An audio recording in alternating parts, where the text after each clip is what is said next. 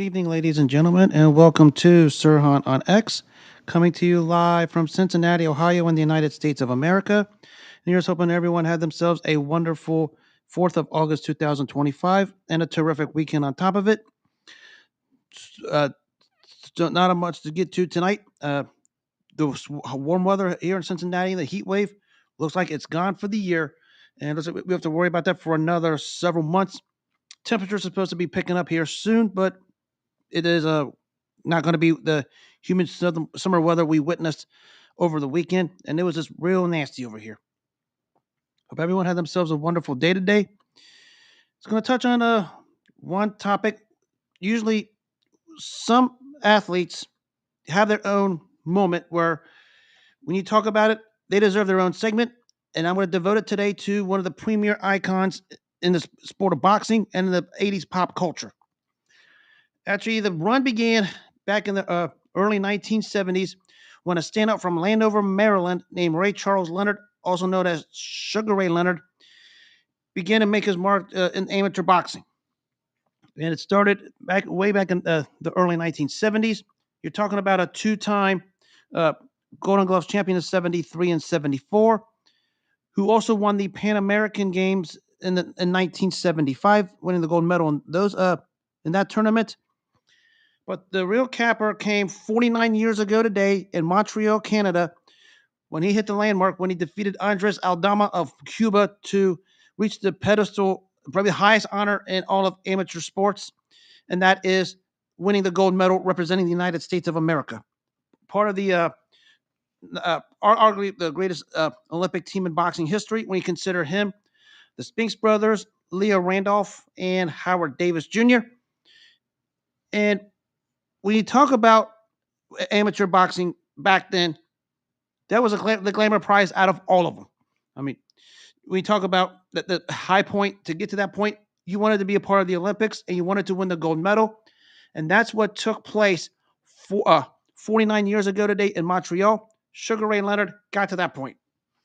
And probably during this time of the Olympics, arguably the most dominant run in Olympic history when you consider every fighter he fought in the Olympics en route to the gold medal, which included the standout from Cuba, Andres Aldama. He won basically a unanimous decision, pitching a shutout against every opponent in the ring that he fought. Basically, it was 5-0. To remind you guys, know about the Olympic judging back then, it was five judges. All five of them scored it 5 rounds to nothing in favor of Ray Leonard as he continued his march to the gold medal to reach the pedestal of his amateur career. You know, everybody talks about his pro career, which I'm going to touch on here in a minute. But one of the more established, maybe a top 10 all time amateur career among boxing amateurs. I mean, we can point to a lot of guys like Teofilio Stevenson, Felix Savon, among many others, Edgar Jaffre. Of course, maybe more modern guys like Vasil Lomachenko and Gennady Golovkin, who had established careers. Oscar De La Hoya had a established amateur career. But Ray Leonard was definitely in that conversation, and you could make a case, maybe the most dominant out of all of them, when you consider he didn't basically lose a round throughout the entire tournament, and he just was head and shoulders above everyone else as he went to that march to the gold medal 49 years ago this year in Montreal. And basically, the standout fighter of the Olympics, bar none, not even debatable. I mean, no one came remotely close to what Ray Leonard did in the 1976 Olympics. Now, of course, it was shortly thereafter as Ray Leonard began his march. He started to get all the endorsement deals, started to get the talk of the town because he was the talk of all the late night news, all of the news, just general news, not just sports news or boxing news, news in general. We consider the pop culture that started to change the face of the '70s as the back end of the '70s started to wind down. I mean, the premier fighter at the time was, of course, Muhammad Ali. And in the middle of that, of course, was Roberto Duran during his tenure as a lightweight, ripping through the lightweight division to become the fighter of the decade.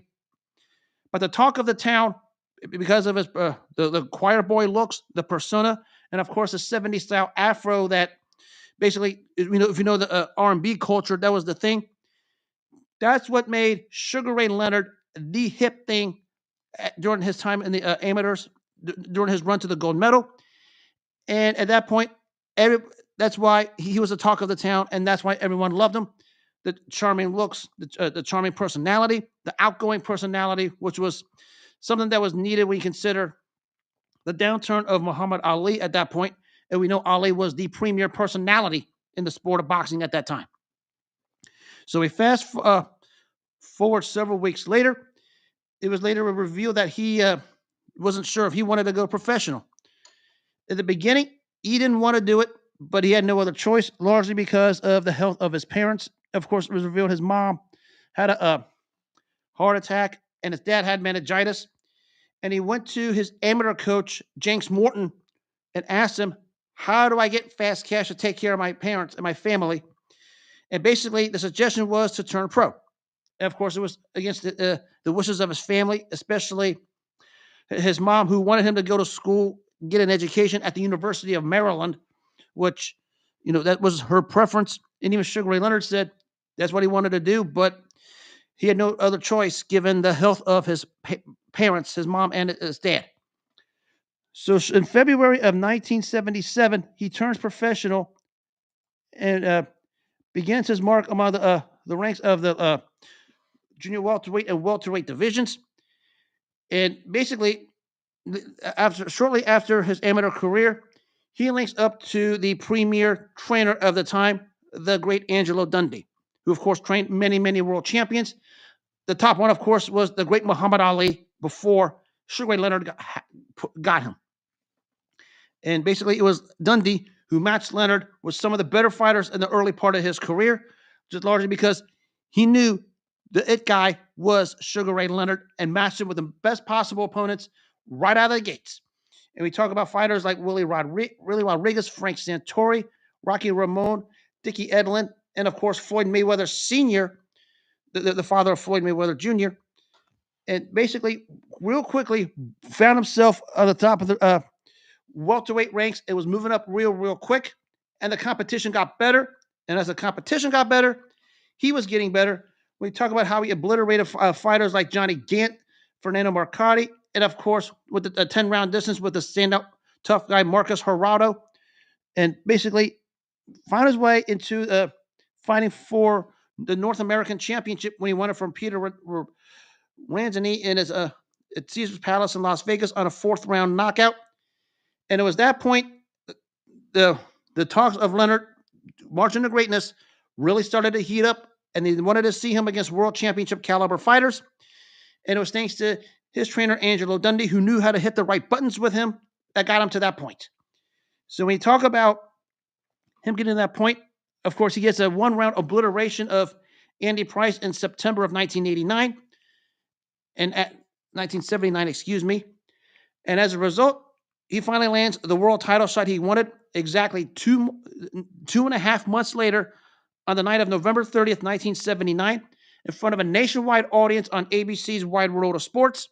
ABC Wide World of Sports, spanning the globe, thrill of victory, and the agony of defeat. Of course, the agony of defeat was the skier flopping on around 500 times up and down the hill, turning around sideways 300 more times before he fell off a cliff and hit his head about 300 more times before whatever happened to him on that skiing trip. So we had Sugar Ray Leonard facing the standout welterweight Wilfred Benitez as a part of a blockbuster free TV doubleheader. Free TV doubleheader. Think about this before I proceed with Ray Leonard for a second. This was a free TV doubleheader. It was Vito Antuofermo against Marvin Hagler in their first encounter, and the main event was Wilfred Benitez versus Sugar Ray Leonard. A doubleheader that featured Leonard Hagler, and I'm going to touch on the Leonard Hagler aspect of it when I get to that point. But think about that for a second for all you guys who yap about, not great fight cards. A free TV fight card doubleheader that had Marvin Hagler and Sugar Ray Leonard sharing the twin bill on free television, November 30th, 1979. And it was Sugar Ray Leonard, with the choir boy looks against the tough, undefeated standout Wilfred Benitez out of Puerto Rico at Caesar's Palace in Las Vegas. A lot of uncertainty with this particular fight. I mean, you can almost see the stare down when they faced off. A bit of uncertainty with Ray Leonard. and a lot of confidence in Wilfred Benitez. And everybody Fight King will tell you just how tough of a fighter Wilfred Benitez is, and they label him as the fifth king, which I'll touch on that here in a minute. When we talk about this particular fight, it basically was a case of rising to the occasion with at the grandest stage of them all, Caesar's Palace in Las Vegas, the site where legends are made. And it was on that day of November 30th, 1979, the standout Sugar Ray Leonard basically hit the landmark and finally had his coming out party against a strong, unbeaten, tough Wilfred Benitez to become the welterweight champion of the world, seizing the championship from Benitez, flooring him early in the fight, and basically just pouring it on as the fight went on against a tough fighter in Wilfred Benitez to become the undisputed welterweight champion. The one belt undisputed welterweight champion of the world. Actually, wasn't undisputed. I do apologize for that error, but he did win the welterweight championship because the real champ was Wilfred Benitez, and Ray Leonard wanted to fight the man who was Benitez, fought him in Las Vegas on free TV, and it was his coming out party, and the world was introduced to Sugar Ray Leonard. And beating Wilfred Benitez was basically no easy task, as other fighters later on will attest to. And Ray Leonard basically said, he had a lot more skill, but I had a lot more heart. And a lot of people, here's one of the bigger misperceptions about Ray Leonard. And here's one thing I tell everyone.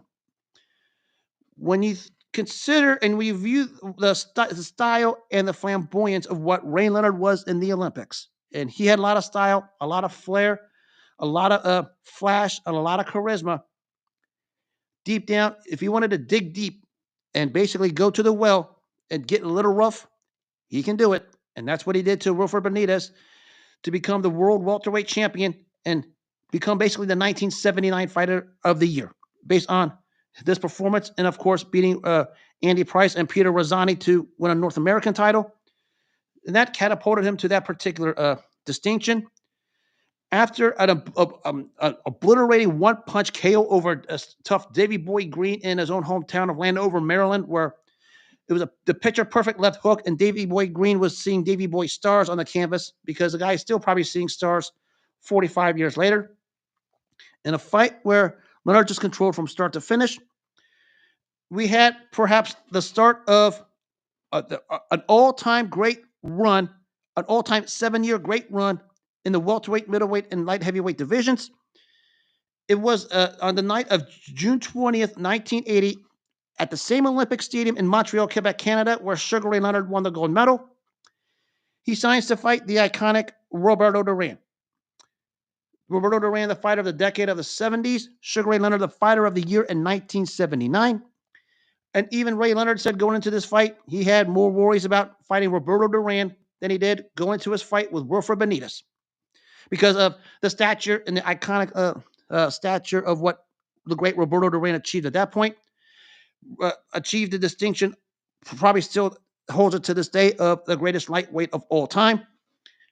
And Leonard said he wanted to fight this particular fighter because he wanted to test himself against one of the real legendary fighters.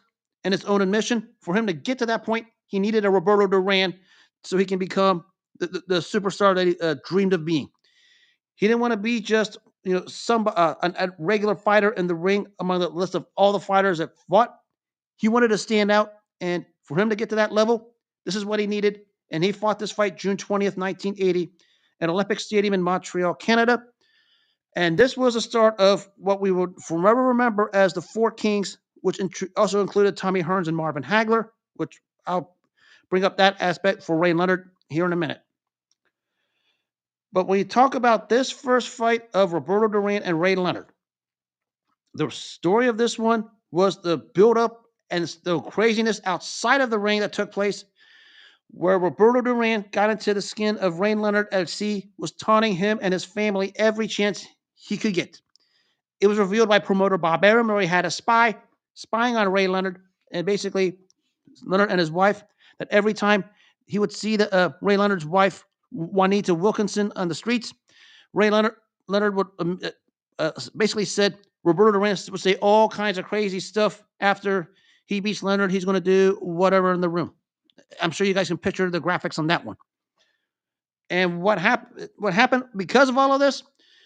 Ray Leonard basically said he let Roberto Duran get into his head, and as the fight happened, he basically wanted to just punch Roberto Duran's teeth down his throat, and he later admitted it was a mistake. And that's what basically cost him the first few rounds of this fight, wanting to mix it up with Roberto Duran, the rugged, tough fighter out of Panama City, Panama. But as the fight wore on, Ray Leonard started to find his niche.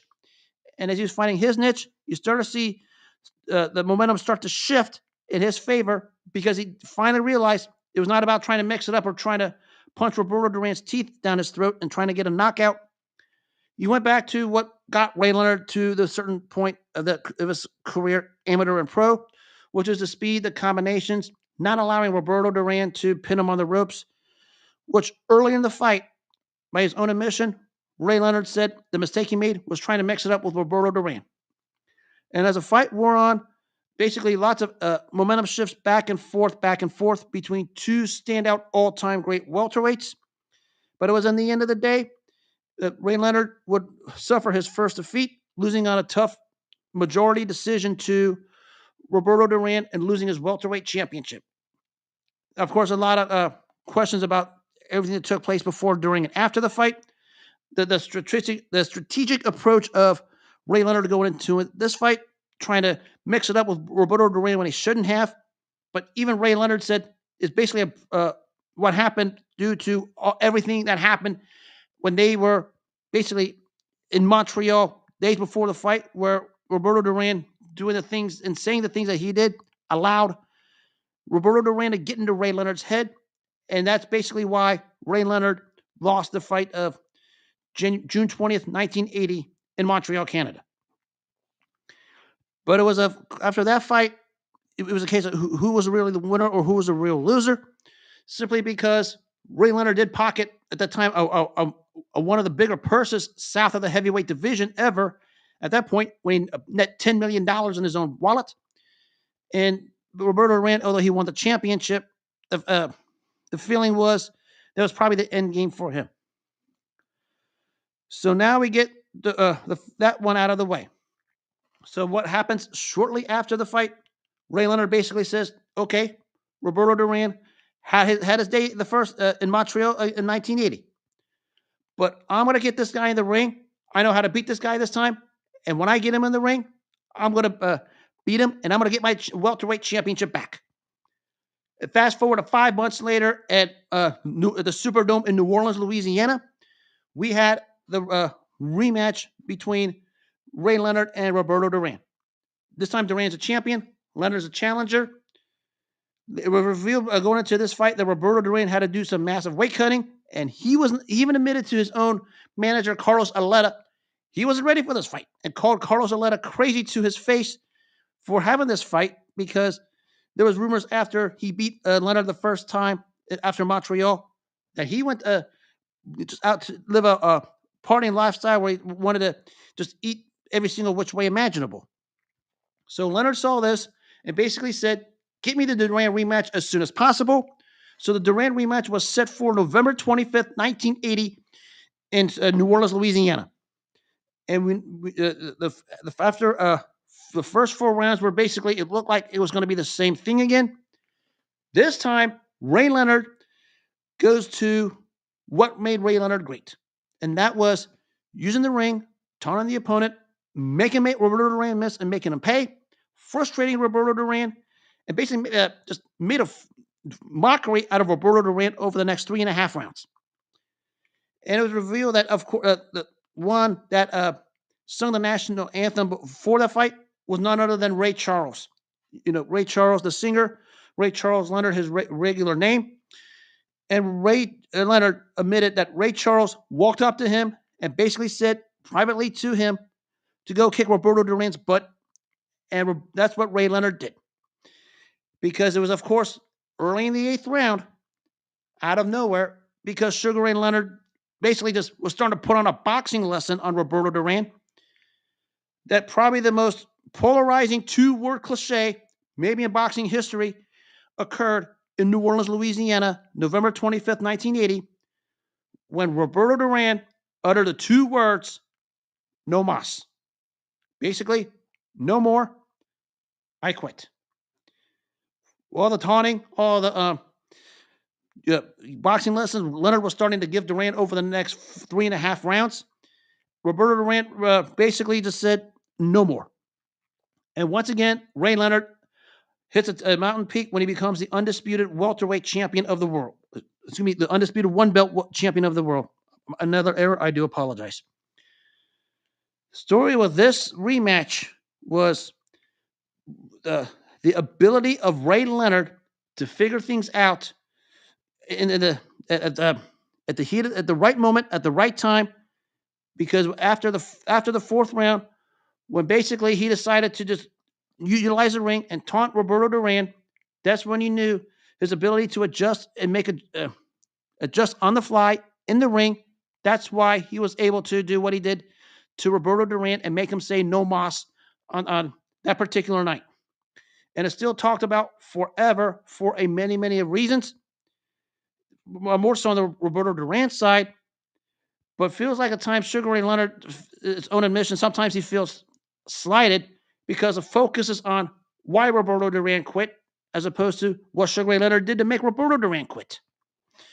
Basically, everyone's going to make every excuse for Roberto Duran. We all know this. Everyone's making excuses for no mas. Even Roberto Duran does 45 years later. It was revealed by his Duran's interpreter through the ABC replay version, Luis Hernandez, basically saying Duran told Hernandez, make up something. And basically Hernandez said, if you remember the Four Kings documentary, there was no stomach cramps. There was nothing. All he did was quit, and that was it. And it broke Roberto Duran for the longest time. It broke his then trainer, Ray Arcel, who basically left Roberto Duran in a cloud of dust at that point. But back to Ray Leonard. He got the welterweight championship back, and now the build-up started for what was going to be the next potential super fight in the history of the welterweight division, which was filled with them. The build-up became for Sugar Ray Leonard versus Thomas Hearns, the hitman, at the time known as the Motor City Cobra. Basically, everyone's saying, when are we going to get Leonard Hearns? When are we going to get Leonard Hearns? All across the news waves, the name that was uttered across the sports news, the sports networks, even the late night news, ABC, NBC, CBS, Thomas Hearns, Thomas Hearns, Thomas Hearns. When are you going to fight Thomas Hearns? That's the question that Sugar Ray Leonard has tried every which way to answer in the way possible. As you can probably say, the build-up started maybe not only with Leonard's rise to stardom, but even Tommy Hearns' rise to his stardom when it was 45 years ago this month when he peppered Pepino Cuevas so hard that Pepino Cuevas melted a la Ric Flair to the canvas. And that's where we started to have the real build-up for Leonard Hearns. And before we had to get that, Sugar Ray Leonard had a couple fights to handle. The biggest one, of course, when he went up to junior middleweight to fight the sturdy, cagey junior middleweight southpaw from Uganda named Ayub Kululi. I mean, Leonard basically won the fight, but Kululi found ways to hang in there and make things a little tougher for Leonard than expected. And it was on that same night, Thomas Hearns obliterated a journeyman named Pablo Baez in 4 rounds. And it was after that, it was officially announced for September 16, 1981, the original super fight of all super fights, the undisputed 2-belt welterweight championship between Ray Leonard and Thomas Hearns. Lots of build-up, back and forth. A lot of accusations from the Hearns camp that Leonard was ducking him. Of course, it was after the no mas that took place in Louisiana, where Thomas Hearns was spotted in the crowd throwing a chicken at Ray Leonard, as to say, yeah, you're afraid to fight me, you're a chicken. But as Angelo Dundee said, we need to let this thing marinate a little bit before we got the fight. And it finally happened the night of September 16, 1981. And this is a night that everyone talks about and always will talk about forever and ever and ever. This was a little more than a decade after the fight of the century in Madison Square Garden between Muhammad Ali and Joe Frazier. It was pivotal at this point simply because the Muhammad Ali era had basically was gone. We consider what happened the year before when he got obliterated by Larry Holmes in a fight that had no business taking place. So we have the pivotal fight of Ray Leonard versus Thomas Hearns. The story of this one was champion versus champion. You almost never see two young champions with parallel careers meeting head on as they're on the rise. And that's what we had with this one that took place September 16, 1981.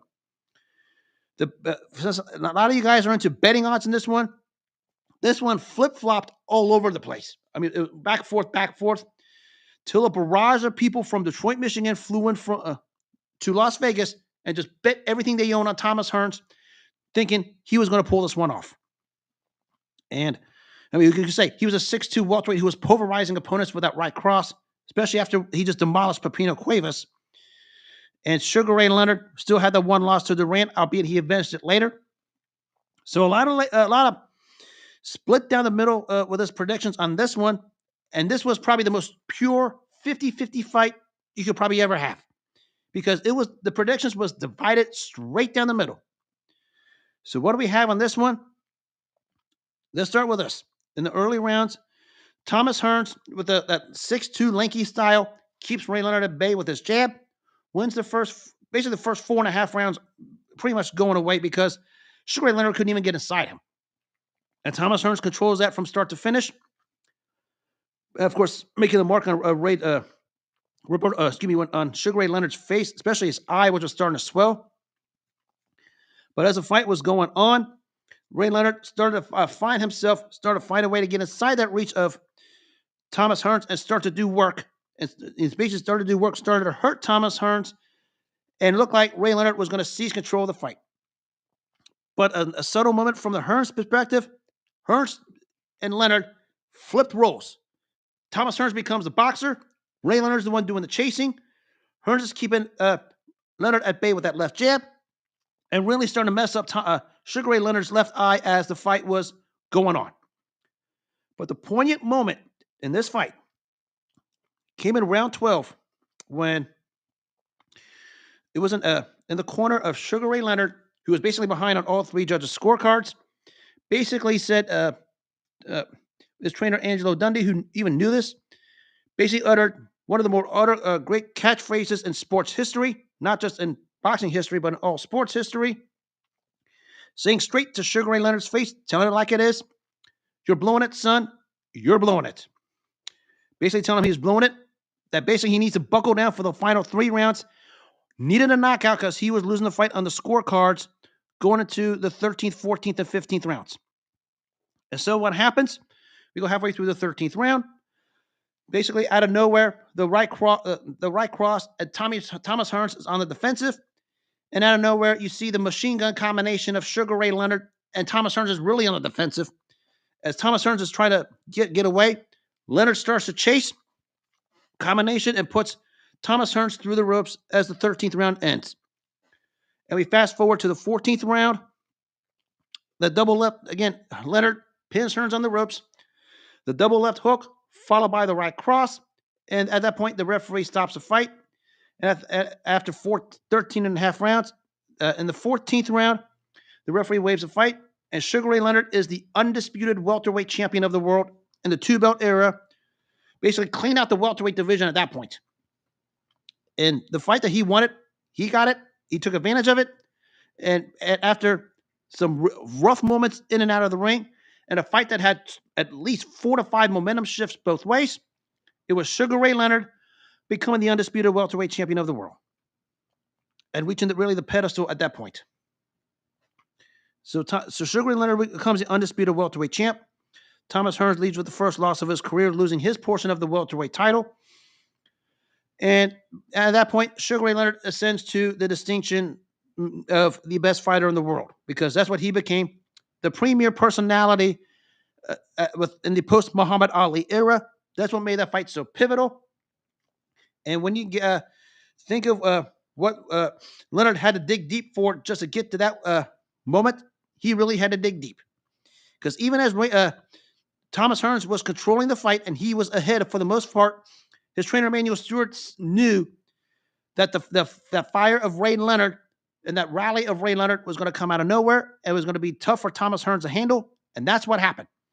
As was said many times, Sugar Ray Leonard might have the choir boy looks, he might have the the style, the clamoring personality, the flashy style, but when he needed to be nasty, he could get nasty, and that's what he did because he needed to get nasty with Thomas Hearns in '81, and that's how he beat Hearns to become the undisputed welterweight champ. Now after that starts another buildup. As Sugar Ray Leonard is finally hit his pedestal, 2 divisions up, a fellow named Marvelous Marvin Hagler is ruling the middleweight division, and now Ray Leonard who's doing commentary for HBO at the time, was at ringside doing commentary for a Marvin Hagler fight. And basically, after the Thomas Hearns fight, and after Marvin Hagler scored a 1-round knockout over Belmius, Hagler saw Leonard at ringside, and basically, uh, with Barry Tompkins mentioning a special event in Baltimore is supposed to take place, Marvin Hagler basically told Ray Leonard, "How are you going to retire? Because we're going to make all this money." And basically, Leonard had a smile on his face. And that event he talked about took place at the end of 1982 in Baltimore, Maryland. This came after the Hearns fight. And of course, part of it also was a revealing of an attached retina on Sugar Ray Leonard, which I'll touch on in a second. But it was at that banquet in Baltimore, in basically Leonard's own hometown, where he basically said, "A fight with me and Hagler would be the greatest thing and the biggest event in boxing history, but it's not going to happen." It essentially meant his career was over. So he basically announced his retirement at that point. Of course, no one bought it because for many reasons. But it was around that time, it was announced that the fight with Thomas Hearns, that Sugar Ray Leonard suffered a detached retina, and basically it was feeling like his career was done. Now, mind you, this is back in the 80s. This is not what some of the stuff we have now. If you basically have a detached retina back in the 80s, you were perceived as done. I mean, even Bob Arum said he wasn't going to come. There was no way he was going to come back from a detached retina. I mean, even Arum said that. And that's what we had with Leonard Hearns, excuse me. And what took place in the banquet of Baltimore announcing his retirement from Marvin Hagler. Of course, Hagler, one of the guys said, I don't expect this guy to stay out in the sport long. I expect him to be back. It was shortly after that he would have a fight against a fellow named Bruce Finch, where he just obliterated him in 3 rounds. And then, of course, later on, the one that took place May 11th, 1984, against Kevin Howard in the backyard of Marvin Hagler of Worcester, Massachusetts. Story of the fight with Kevin Howard. For the first time in his career, pro or amateur, Sugar Ray Leonard found himself on the canvas, courtesy of the perfectly timed right cross right between the guard. And basically, at that moment, it looked like the real end of Leonard was coming, because in and out of the ring, as much as Ray Leonard was at that point, you would think it was going to catch up to you. It almost did, because Sugar Ray Leonard found himself on the canvas, found himself behind in a fight where basically Marvin Hagler was at ringside. It was actually had to have a smile on his face the second he saw Leonard on the canvas. But Ray Leonard, as I said, knows how to go to the well, knows how to rise to the occasion at the right time. Did it here, get the 9th round stoppage over Kevin Howard. It basically a fight where the stoppage just drew a lot of question marks from the Kevin Howard camp. But the story of this one was Ray Leonard looked not all that great, but he, again, another case of announcing his retirement, saying he was done for good, and basically went back to commentary for HBO Sports and the premium networks like ABC and CBS. While that's going on, here comes the reign of Marvin Hagler, just beating all comers. Had the fight with Roberto Duran in 1983. But the story after the Duran-Hagler fight, and this was revealed by both Leonard and Duran, that after Roberto Duran saw Sugar Ray Leonard doing the commentary for the HBO replay version of it, and approached Ray Leonard to tell him to go fight Marvin Hagler that you can beat him. All you have to do is box him, just don't brawl with him. That's a seed that started to be planted in Ray Leonard's head. After all that, while Leonard was still doing commentary, Marvin Hagler continues his march, got the two grueling fights against Thomas Hearns and John Mugabe. And it was after the Mugabe fight where Leonard was a spectator at ringside. He told the whole world he's coming back to fight Marvin Hagler, to the shock of basically the entire world, not just the fight world or the sports world, the entire world. Everyone was saying, you're going to come back to fight Marvin Hagler? Now, let me remind you, this is the middle when Marvin Hagler was just cleaning house in the middleweight division with 12 successful title defenses. And Leonard said, I'm fighting this guy. And so we have this buildup. Now, Leonard didn't specifically say, I'm going to fight. He basically is telling everyone, if the opportunity comes, if it comes, if the opportunity presents itself, I might. So basically he's saying, without saying I'm back, he's trying to beat around the bush to say he's back. That's what he did. I mean, he had the interview with James Brown. He had the interview with Tom Brokaw. He had the interview with Johnny Carson, Marv Albert, just to name several of them. But it finally was set for April 6, 1987, billed as the super fight. This is before the phrase super fight in the fight game was redundant, we see today. This was the original super fight. It had the billing of it. And it was a super event at Caesar's Palace in Las Vegas. Because the question with this one was, how would Sugar Ray Leonard survive Marvin Hagler? Because Hagler was just ruling the roost in the middleweight division. And this was a fight Hagler wanted just as bad as Leonard did. One of the biggest misperceptions that basically everyone neglects. Everybody talks about the hard road Marvin Hagler took, and he took a darn hard road. We get it. There were people before this that thought Sugar Ray Leonard was basically the one with the born with the silver spoon in the mouth, was given a spoon-fed career. It basically was just gift-wrapped the career that he had without even having to train or anything. You look at the career of Sugar Ray Leonard, amateur or pro, he busted his chops as much as Marvin Hagler did. Granted, some of the things he did, not anyone doesn't agree with, yours truly being one of them. But if you didn't think Sugar Ray Leonard was busting his chops in that gym the way Marvin Hagler did, something is wrong with you. Because Sugar Ray Leonard was as hard of a worker as anyone, maybe ever. No one knew how to jump rope like this guy did. No one knew how to have sparring sessions the way this guy did. And in the locker room before the walkouts, nobody knew how to break a sweat better than Sugar Ray Leonard. That should tell you how hard of a worker Sugar Ray Leonard was. And there was this misperception going into that fight with Hagler, that because Hagler took the harder road, that Leonard took an easier road with the retirements or whatever. Leonard was basically planning for this moment for the longest time. Granted, I don't know, the way he went about it may raise some question marks about it, but that's what he did. And we have the super event of April 6, 1987 at Caesar's Palace in Las Vegas. Leonard Hagler, the billing of super fight. And what do we have with this one? Well, let's start with this. The first three, as you back up here, what do we have at the beginning? The wild negotiations that took place, because Ray Leonard had demands.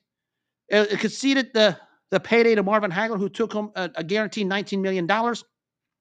So Hagler got the payday. Leonard got the demands he wanted. Basically, a 12-round fight versus a 15-round fight. 10-ounce gloves versus 8-ounce gloves. At a 22 ring by 22 ring. I mean, I never saw a ring that, or heard one that big ever. Never. So what do you have with this? Basically, Leonard, let me back up.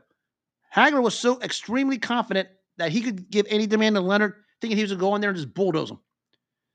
Bad mistake, because the early rounds set the tone for what was about to happen. I mean, both guys confident as he walked into the ring. But the story here in the early rounds was that the Southpaw Marvin Hagler decided to be cute, go conventional, and try to outstyle the stylist Sugar Ray Leonard. And it was a bad mistake, because Ray Leonard controlled the ring for the first 4 rounds, basically going away without even breaking a sweat. He didn't even have to do much. Why? Because Hagler wasn't doing anything. And what happens? The first 4 rounds, Basically, every judge gave Sugar Ray Leonard the first 4 rounds, and Marvin Hagler and everyone at ringside basically are just befuddled on why he would do and let Ray Leonard control the fight. There's a which is something everyone's still asking 38 years later, why Marvin Hagler just blunt gave those rounds away. And Ray Leonard at that point started to build his confidence, but as he was starting to build his confidence, at the end of the 5th round, Marvin Hagler said, "The heck with the strategy. I'm going back to what got me to this point." So he goes back to the southpaw stance. End of the 5th round, the left hand that momentarily shook Leonard. And now we start to have the super fight we were expecting. The fight was starting to become what many thought it was going to be. Leonard comes back with the big round 6, and it was Hagler coming on with round 7, 8, and 9.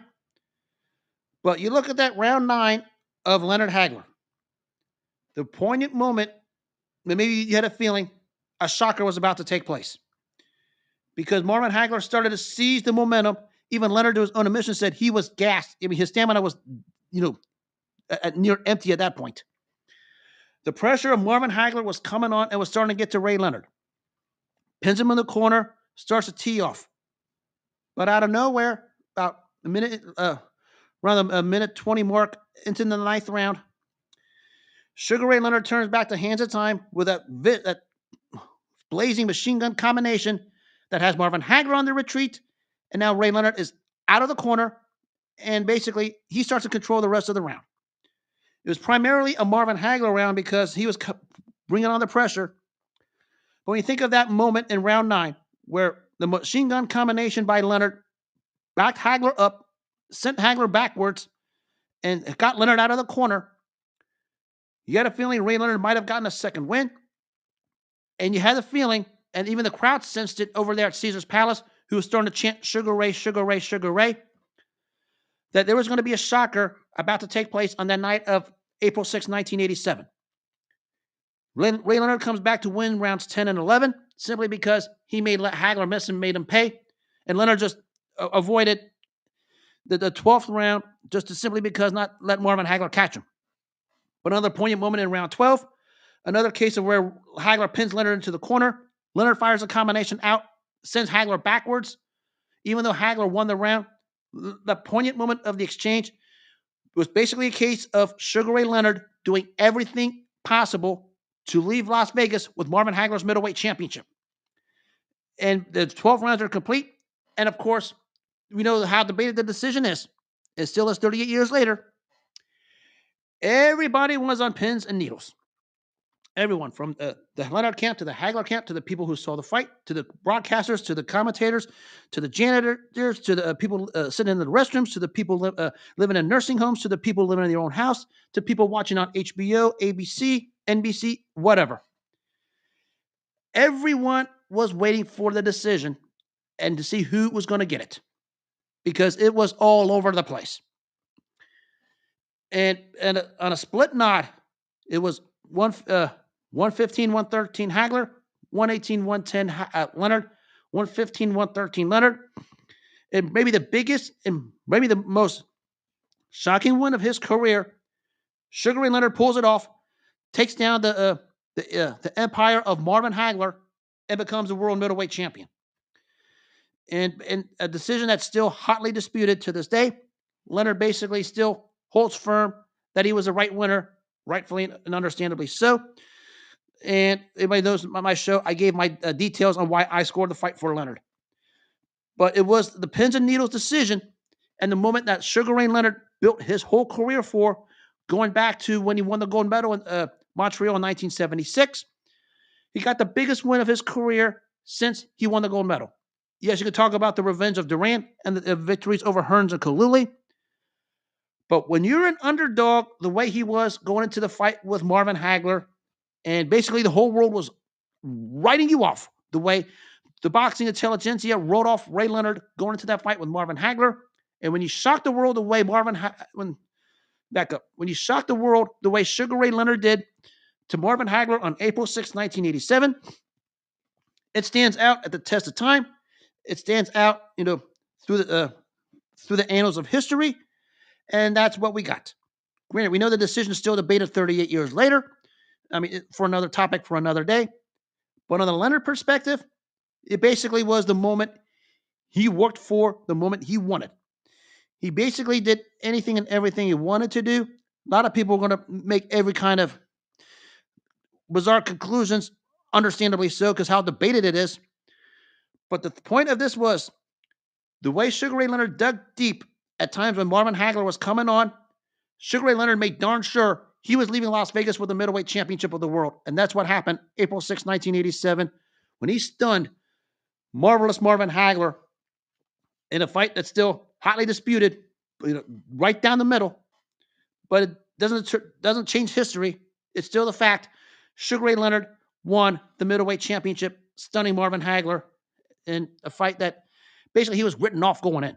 I mean, few if any gave Leonard near any kind of a chance to even survive the distance, let alone win. That was basically the pinnacle for Ray Leonard. Of course, after that, he would continue on. Whether you could say whether he should have or not is another story. Did manage to get a fight in November of '88 against a stand-up from Canada named Donnie Lalonde, in a fight where basically Leonard was, for the first time in his career, didn't have Angelo Dundee in his corner. Reason being is because of financial differences. But he went into that fight against basically a one-arm Donnie Lalonde, who for the first 4 rounds gave Leonard all he can handle and then some, flooring him in the fourth. But Sugar Ray Leonard turning back the hands of time. That nasty combination in the ninth round that just gave Lalonde a beating to win the super middleweight championship and light heavyweight championship on top of it. Political aspect, I'm not even going to discuss it. But he did win those two titles from Donnie Lalonde on November 7th, 1988, to essentially become the first fighter to win world titles in 5 weight classes. And at that point, basically he did everything he wanted to do. I mean, his career was basically etched in stone at that point.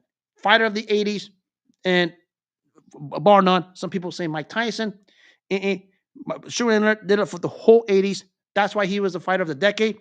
The capital is what he did to Donnie Lalonde November 7th, 1988. Of course, later on, he would get the rematch with Thomas Hearns, basically a fight that was 7 years after its expiration date, in a fight where it had similar parallels to their first fight of 1981, but a fight where Sugar Ray Leonard started to show him his age and was floored twice, and basically Hearns controlled more of this than he did in the first fight in Las Vegas.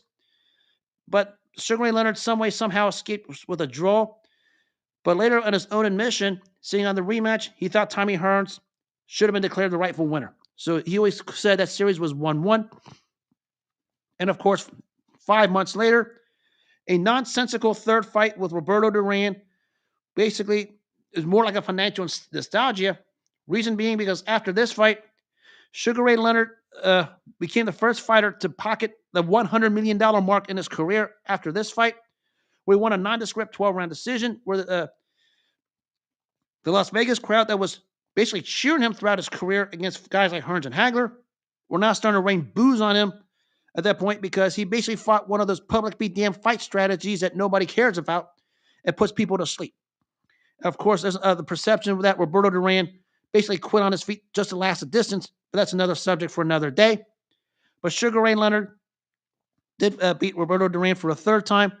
I don't even count. When I talk about the Four Kings run of 1980 to 1987, I don't include the Leonard Hearns and Leonard Hearns rematch and the Leonard Duran third fights because one was 7 years after its expiration date and the other one had no business taking place. But it still doesn't deter the fact that the fighter of the 80s was none other than Sugar Ray Leonard. Big win after big win after big win. Big performance after big performance after big performance at the biggest stages of them all, especially Caesar's Palace in Las Vegas. For all you fight followers, you know what Caesar's Palace meant in the 80s when big fights took place. It was the event of all events. Doesn't matter who was fighting, but if you got to fight at Caesar's Palace, you was in the big time. And that's what Sugar Ray Leonard got throughout most of his career. Especially we consider Hearns, Benitez, Hearns, Hagler, and Lalonde. Basically, in those fights, it was where he won the world titles. And of course, while that was going on, Leonard had still had uh, endorsement deals, commentary gigs with HBO, most notably with Barry Tompkins and Larry Merchant, and of course, eventually Jim Lampley would take over after Tompkins left in the early '88. And Ray Leonard, even after his third fight with Duran, people wonder if he was still going to come back. Managed to inexcusably come back against Terry Norris in 1991 and against Hector Camacho in 1997. Two fights where he admitted that he probably should have never done because in those two fights, he didn't even win a round against either guy. But that was basically the end game for Sugar Ray Leonard. But when you look at the retrospect of how Ray Leonard got to this point, and this is a huge misperception when it comes to Ray Leonard. And I said this earlier, and I'm going to say this respectfully because a lot of people in the fight game, pick and choose with this. All fighters go to that gym, train hard every single which way possible. Granted, some perception wise take the hard road a la Marvin Hagler, a la Julio Cesar Chavez, a la Pernell Whitaker, largely because they didn't have the flamboyance and the personality or the flash that catches the eye of the boxing intelligentsia. Sugar Ray Leonard was one that did catch the eye, the good looks, the 70s style afro from the R&B days. And but one thing that's missed with him, just like Hagler, Chavez, and Whitaker and Durant, among others, he was one that was willing to go to that gym and bust his butt to do whatever it takes to be the greatest he can be. And that's why when you saw him at the biggest stages of them all, wherever it may be, whether it be Benitez, Rebecca, whether it be the Olympic gold medal round against Andres Aldama, whether it be beating Wilfred Benitez, Thomas Hearns, Roberto Duran, Marvin Hagler, or even a Donnie Lalonde, all of that hard work that he put in just as much as anybody else did, that's why he got to the level he did. And that's where Sugar Ray Leonard's place in history is secure. I mean, a lot of people are going to nitpick the decisions against Hagler and the second Hearns fight as to say it was a Vegas thing because that's Vegas' cash cow. That's a perception thing for another day. Doesn't deter the fact that Sugar Ray Leonard went into that gym and busted his chops to do what it could to shock Marvin Hagler and then find a way to salvage a draw against Thomas Hearns, whatever you guys want to make the claim to be. Because Sugar Ray Leonard, look at his trophy case. I mean, he even showed, if you watch the King's documentary, look at the trophy case, look at the belts, the gold medals, the amateur accolades. I mean, he didn't wake up and they just landed on his lap from the sky because of the grace of God. That did not happen. He had to go in there and earn it just like every other fighter did. And there's a massive misperception, especially when we talk about the back end of Leonard's career, when we consider that perception-wise, he got gift wrapped some of the decisions in those big fights that he basically just cakewalked. No, he had the surreal talent, but in order to use that surreal talent, you had to get in that gym and basically work your tail off just to stay at the top the way Sugar Ray Leonard did. It's one thing to get to the top; it's another thing to stay at the top, and especially in the biggest fights that Leonard has been in, and he had to train double hard at those levels to get those big wins as he did to win the championships. And that's where there's always been this misperception in the back end of the '80s when it comes to Ray Leonard. I mean, the talent was there. I mean, we're not going to deny the talent. Talent doesn't mean anything if you don't put it to use and you don't work hard at it. And Sugar Ray Leonard did. And the newbies today still get fixated on the second fight with Hearns, thinking he got shafted. Even Sugar Ray Leonard just openly admitted several times, saying Tommy Hearns beat me in the rematch. And of course, there's still the debated decision 38 years later against marvelous Marvin Hagler. We know that's going to be debated probably for the next 388 years. But Sugar Ray Leonard is an all-time great. And how did he get there? By digging deep, working hard, doing what it takes to stay ahead of the game. And when it came to the big moment at the biggest stages of them all, especially at Caesar's Palace in Las Vegas, he knew how to rise to the occasion and get the job done. And it was because he was a master of his craft, found a way to perfect his craft, worked hard to get to that point, and that's why he got to the point that he did. And he was far and away the fighter of the decade when it comes to the 1980s.